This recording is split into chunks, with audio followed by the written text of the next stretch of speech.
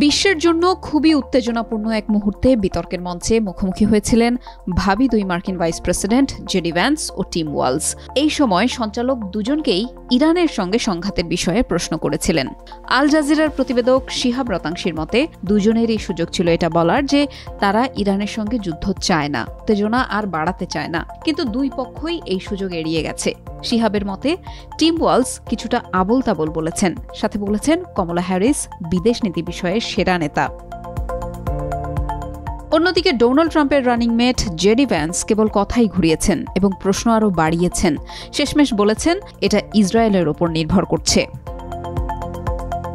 কিন্তু বিভিন্ন গণমাধ্যমে এটা পরিষ্কার উঠে এসেছে যে যুক্তরাষ্ট্র মধ্যপ্রাচ্য সংক্রান্ত সংঘাতকে সংঘাত নয় বরং ন্যায় বিচার হিসেবে দেখছে। মার্কিন প্রেসিডেন্ট জো বাইডেন সরাসরি বলেছেন হিজবুল্লাহ প্রধান হাসান নাসরুল্লাহকে হত্যা একটি ন্যায় বিচারমূলক পদক্ষেপ।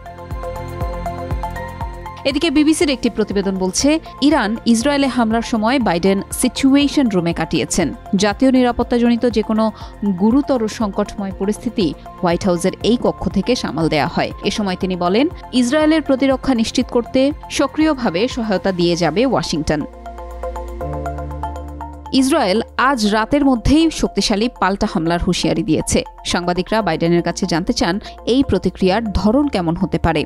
জবাবে বাইডেন বলেন সেটা নিয়েই এখন আলোচনা চলছে।